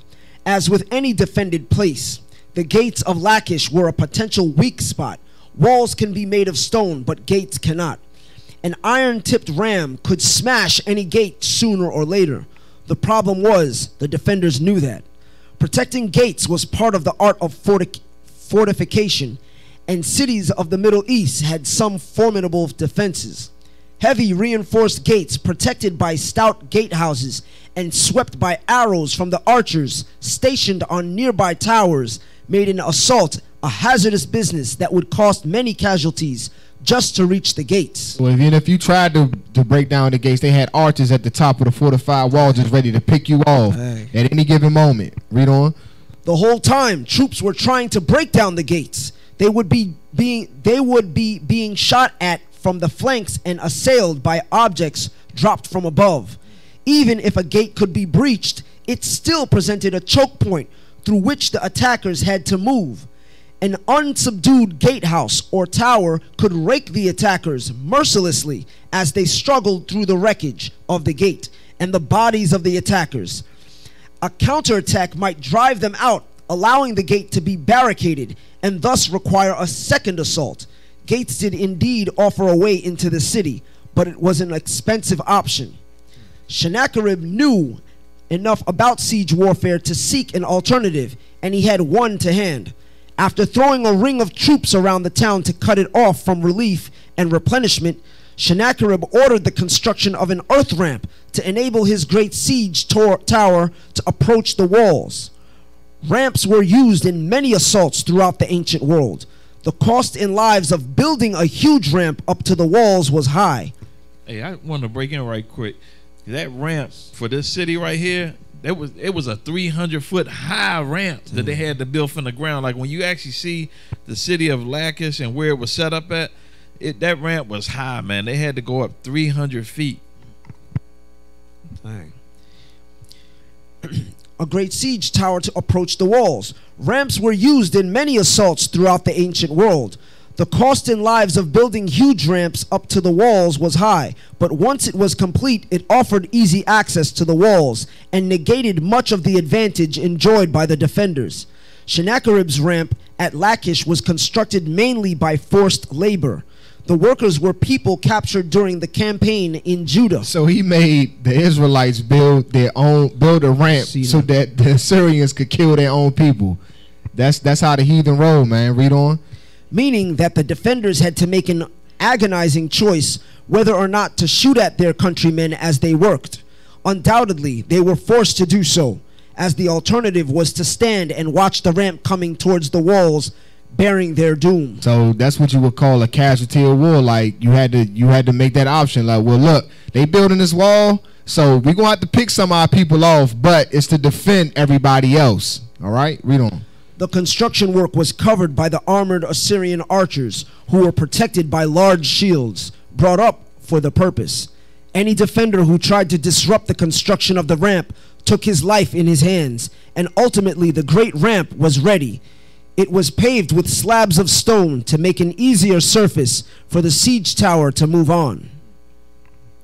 After the fall of Lachish, King Hezekiah, bottled up in his capital with an Assyrian enemy at the gates, could only pray and hope, and his prayers seem to have been answered. So after all of this, now the kings want to start praying to the Most High. After they bribed king after king, started stealing from the house of the Most High, now all of a sudden the last option is to pray. And that's what's wrong with us as a people. We only seek the Most High when it really gets bad. When we have no other option, then we want to pray. Read on. Sennacherib abandoned his siege of Jerusalem, probably due to a combination of disease in his camp and a lack of water. Thus, the last city of the Jews remained free for a time. This was, however, only a minor setback for the Assyrians, whose empire was all-powerful in the region of centuries. Siege expertise gathered in Assyria's wars eventually spread throughout the world. So other countries, other nations took from these innovative things that the Assyrians was doing at this time. Read on. The ancient Greeks adopted siege engines based on those used by Assyria, and it was worth noting that when the Romans besieged the Jewish fortress at Masada in AD 73, they used the same techniques that the Zealots' ancestors had faced. A ramp was constructed to allow engines to be brought up to the walls, and once it was complete, the siege was effectively over.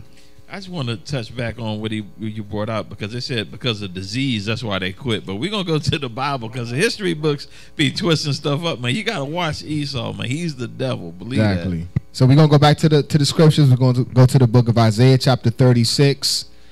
We're going to start at we're going to read verses 2 to 4, then we're going to jump. The book of Isaiah chapter 36 verse 2. And the king of Assyria sent Rabshakeh from Lachish to Jerusalem unto King Hezekiah with a great army, and he stood by the conduit of the upper pool in the highway of the fuller's field. Then came forth unto him Eliakim, Hilkiah's son, which was over the house, and Shebna the scribe, and Joah, Asaph's son, the recorder.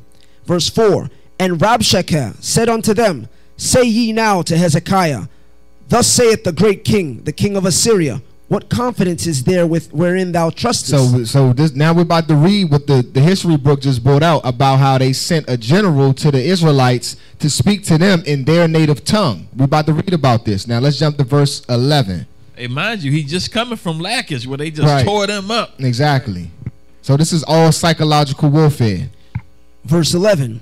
Then sent Eliakim and Shebna and Joah unto Rabshakeh, speak, I pray thee, unto thy servants in the Syrian language. So they said, look, speak to us in your language so everybody else don't know what's going on. So we can understand what you're saying, but for the safety of our people so they won't get all crazy and scared, speak to us in your language. Read on. For we understand it, and speak not to us in the Jews' language, in the ears of the people that are on the wall. So he said, don't speak to us in the Jews' language, because then everybody else gonna know what's going on, and then that's when panic and fear is gonna spread around. Read on. Verse 12. But Rabshakeh said, hath my master sent me to thy master and to thee to speak these words? Hath he not sent me to the men that sit upon the wall, that they may eat their own dung and drink their own piss? So he said, look, I came because I'm coming to strike fear in your people. Your men is up on the wall ready to strike me down at any time. No, I'm going to speak to you in your language so they know what's going on. So basically what Rabshakeh is trying to do, he's trying to spread panic and fear, not only in the men of war, but Hezekiah himself too. All psychological. War is psychological. Let's go. Verse 13. And then he said, y'all gonna be so scared that you're gonna end up drinking your own urine and eating your own dung, because they cut off the whole food supply. So he said, we're gonna bring y'all to the lowest of low. We're gonna make y'all surrender. Read on. Verse 13. Then Rabshakeh stood and cried with a loud voice in the Jews' language and said, hear ye the words of the great king, the king of Assyria. Thus saith the king, let not Hezekiah deceive you, for he shall not be able to deliver you. Don't listen to Hezekiah. He a fool. He can't save you. Read on. Neither let Hezekiah make you trust in the Lord. Make you what? Make you trust in the Lord. Psychological warfare. Your God ain't real. Look at all the other nations we conquered before y'all. Your God is not real. So just go ahead, hand over whatever you got, and we'll make it easy for everybody. Read on. The Lord will surely deliver us. The city shall not be delivered into the hand of the king of Assyria. So they saying, y'all, he making y'all believe that we not going to come up in here and take everything y'all got. Crazy. Read on. Verse 16. Hearken not to Hezekiah, for thus saith the king of Assyria, make an agreement with me by a present, and come out to me, and eat ye every one of his vine, and every one of his fig tree, and drink ye every one of the waters of his own cisterns. So this is what y'all should do. Come on out. I'm gonna make sure everybody get clothes, get food, get water. Y'all gonna eat good. I'm gonna take y'all back in my land. Everything gonna be cool. If y'all just give up, it'll be less bloodshed on everybody else. You have something to add, officer? I was gonna say you're gonna give everybody a fresh pair of Air Moses too when they come out. Everybody get fresh garments. Right. All of that. Your baby's taken care of, Gucci, all of that. Read on. Verse 17. Until I come and take you away to the land like your own land, a land of corn and wine, a land of bread and vineyards. Beware lest Hezekiah persuade you, saying the Lord will deliver us. He said, on the other hand, you listening to this brother who talking about this so-called spook God that's protecting y'all. No, don't do that. Come with us, get some nice little fresh Air Moses, corn, wine. Y'all gonna eat good. Y'all gonna be slaves, but y'all gonna be treated good. Read on. Hath any of the gods of the nations delivered his land out of the hand of the king of Assyria? So look at all the other nations that came before y'all. Their gods couldn't save them. What make you think the one true God is going to be able to save y'all? It's not happening. Read on. Verse 19. Where are the gods of Hamath and Harphad? Where are the gods of Seraphaim? And have they delivered Samaria out of my hand? So he's basically mocking them. He's mocking them and the other gods. He's like, look, where was the other gods when we was attacking this city, that fortress? It's not real. Your God is not real. That's what Rabshakeh is saying. Read on. Who are they among all the gods of these lands that have delivered their land out of my hand, that the Lord should deliver Jerusalem out of my hand? Who is this Most High that's going to deliver Jerusalem out of my hand? If he couldn't do it, if the other gods for the other nations couldn't do it for them. Hey, look, and he just came from Lack because they got the same God. So he's already clowning them like, look, we just kicked y'all's butt over there. Exactly. There's nothing y'all can do. Read on. Verse 21. But they held their peace and answered him not a word. For the king's commandment was, saying, answer him not. So this goes to show you that in times of distress, brothers and sisters, like, we got to trust in the Most High. Like, we got to let the Most High fight for us. We may want to pick up a sword or a gun or a knife, but we can't do that. Remember, the weapons of our warfare are not carnal. This is a spiritual fight we in. Read on. Verse 22. Then came Eliakim, the son of Hilkiah, that was over the household, and Shebna the scribe, and Joah the son of Asaph the recorder, to Hezekiah with their clothes rent, and told him the words of Rabshakeh. So they was afraid. They rent their clothes. They like, Hezekiah, look, bruh, we gotta do something, Slim. You know what I'm saying? We gotta do something, man. So it's about to go down. So let's go to the next chapter, chapter 37. We're gonna read verses 1 to 2. Then we're gonna jump from there on. Okay. Chapter 37, verse 1. And it came to pass, when King Hezekiah heard it, that he rent his clothes. So now Hezekiah's all bugged out his mind. He rent his clothes. He like, damn, man, what we gonna do? Read on. And covered himself with sackcloth, and went into the house of the Lord. So he finally want to go to the Most High. Read on. And he sent Eliakim, who was over the household, and Shebna the scribe, and the elders of the priests, covered with sackcloth, unto Isaiah the prophet, the son of Amos. Okay, let's jump to verse 5. Verse 5. So the servants of King Hezekiah came to Isaiah. Obviously, we're reading the book of Isaiah, so Isaiah is obviously the Most High is dealing with them. So the Most High is going to give them what to do through Isaiah. Read on. And Isaiah said unto them, Thus shall ye say unto your master, Thus saith the Lord, be not afraid of the words that thou hast heard. Don't be afraid, Hezekiah, the words that you just heard from this idiot over here. Read on. Wherewith the servants of the king of Assyria have blasphemed me. They blaspheme me. They going up in my temples, taking my gold, taking my people, scattering all over the place, beheading my people, just basically destroying them. Let's jump to verse 21. Verse 21. Then Isaiah the son of Amos sent unto Hezekiah, saying, Thus saith the Lord God of Israel, whereas thou hast prayed to me against Sennacherib king of Assyria. So even though we totally rejected the Most High through idolatry, the Most High said, you know what? These my people. I made a promise with them. I'm going to save them. Read on. Verse 22. This is the word which the Lord hath spoken concerning him. The virgin, the daughter of Zion hath despised thee and laughed thee to scorn. The daughter of Jerusalem hath shaken her head at thee. So the Most High is saying, Rabshakeh, Sennacherib, y'all don't know what y'all just did to my people. Y'all don't know who y'all playing with. Y'all think I'm a joke. You thought them other gods is nothing. I'm the one true God. I'm gonna show you who you playing with. Right. Verse 33, down to verse 38. 33.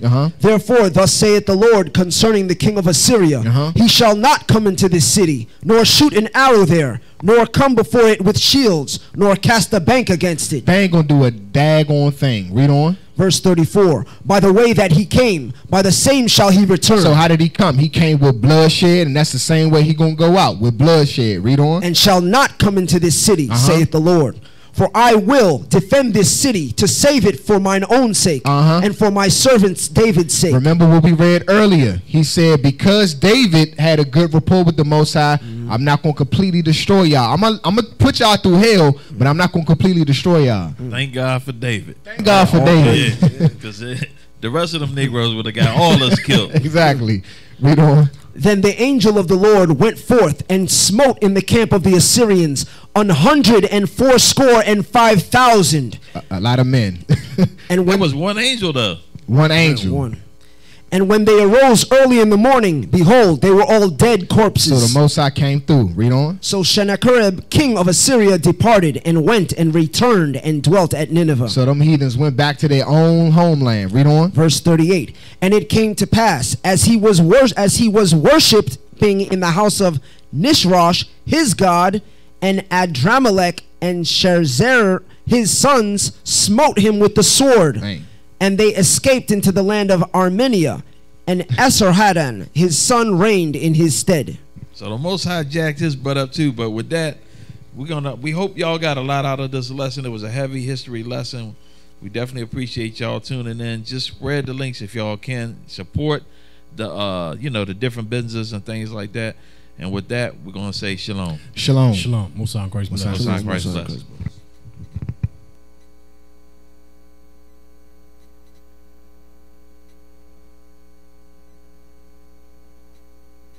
World, so sure of herself, of her privilege, her ability to change history, rewrite bodies to make them look like her.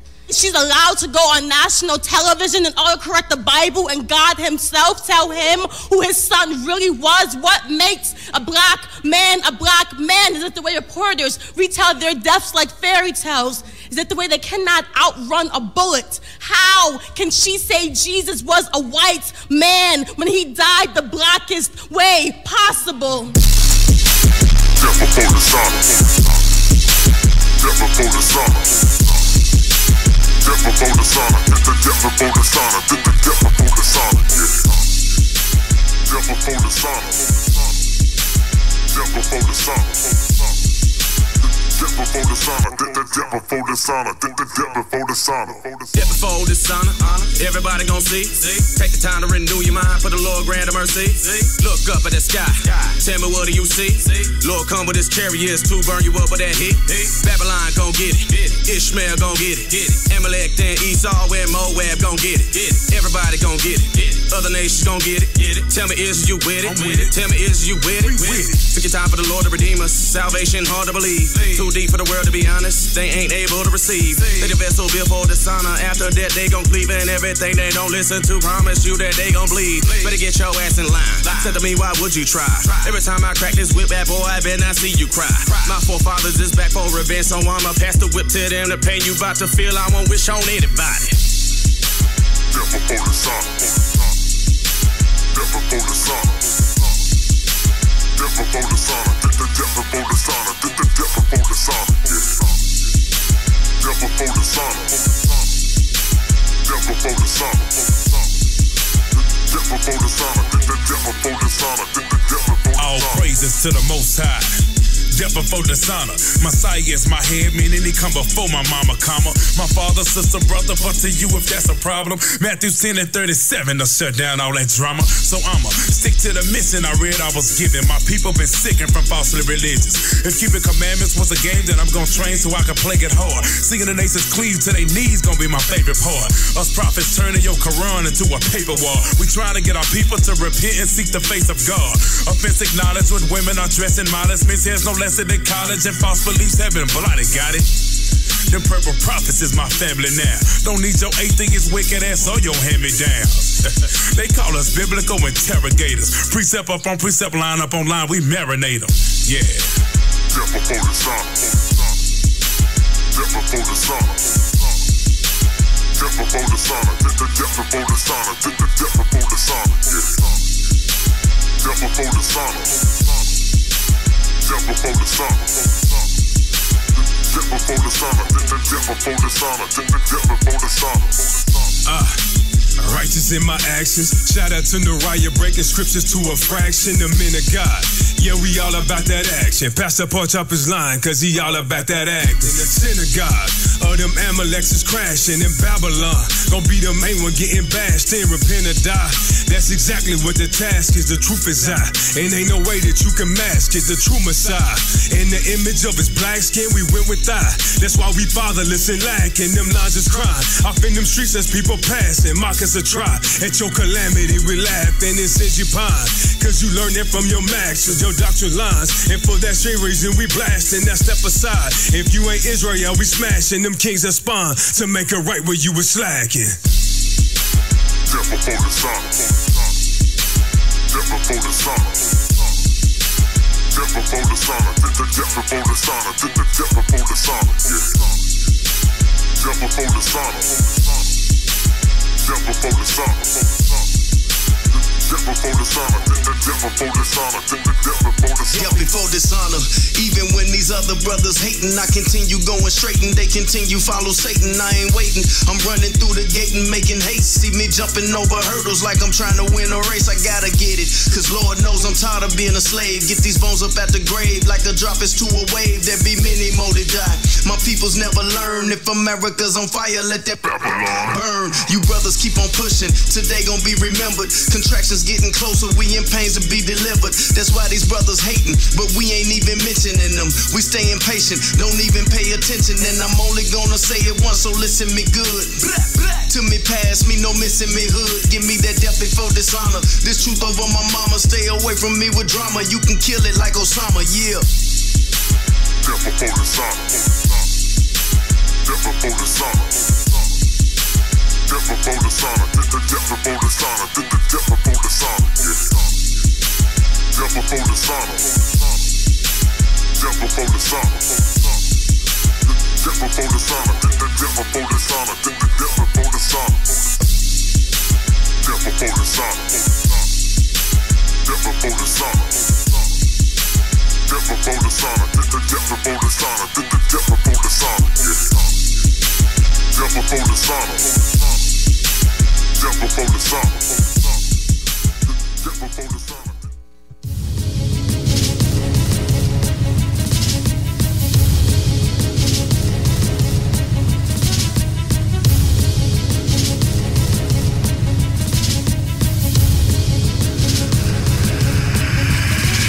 Shalom, Israel. I'm Elder Nathaniel of Israel United in Christ.